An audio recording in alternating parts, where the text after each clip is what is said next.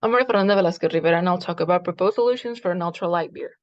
Meta Brew is a local brewery in Monterrey that is looking to create a light beer with specific alcohol levels, goal density, amount of dextrins, and calories. The training partner proposes implementation of an enzyme called amyloglucosidase during fermentation, since it is known to be able to ferment 83% of sugars and achieve a calorie decrease.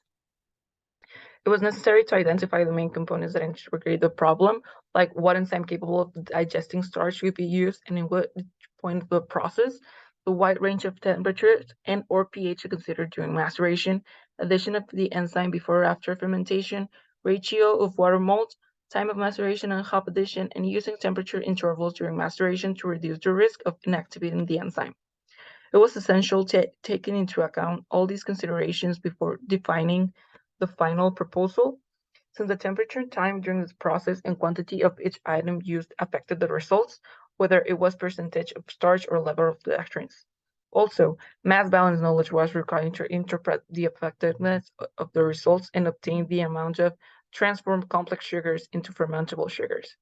Energy balance was applying the calculation of the energy required from the system when water was evaporated during boiling. The information provided by the training partner was enough to develop a proposal for the solution to the main issue, since he established the desired goals in the outcome. The proposal is feasible since the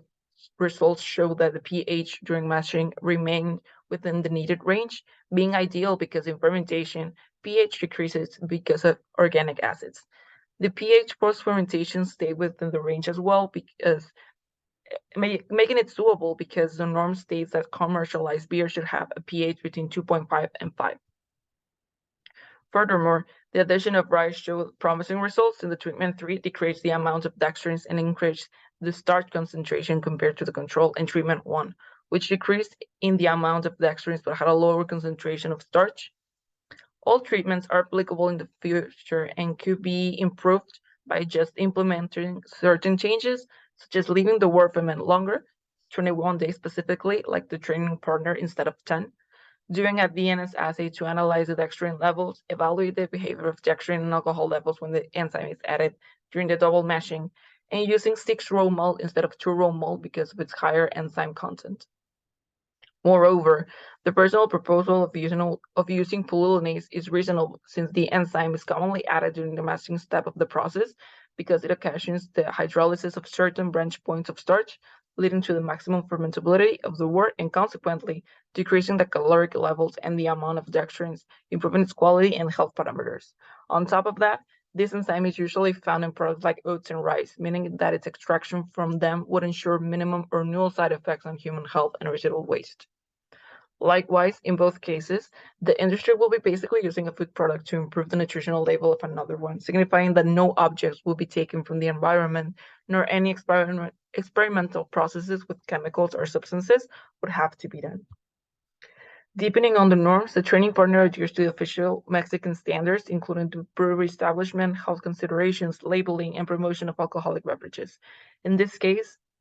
the NOM 142 was considered since it operates for sanitary provisions and specifications, authenticity of alcohol, pre-sampling, testing methods, and states the condition of alcohol and pH range. This directly affects the proposed solutions, hence they state determined guidelines and restrictions to be followed to ensure that the finished product is legal to sell.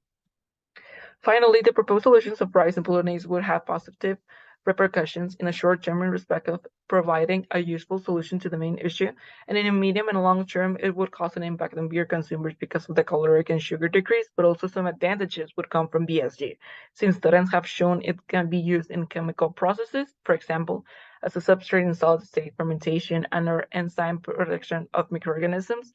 and adsorbent for the removal of volatile organic compound emissions, raw material, cellulose pulp, or to obtain building materials. Thank you.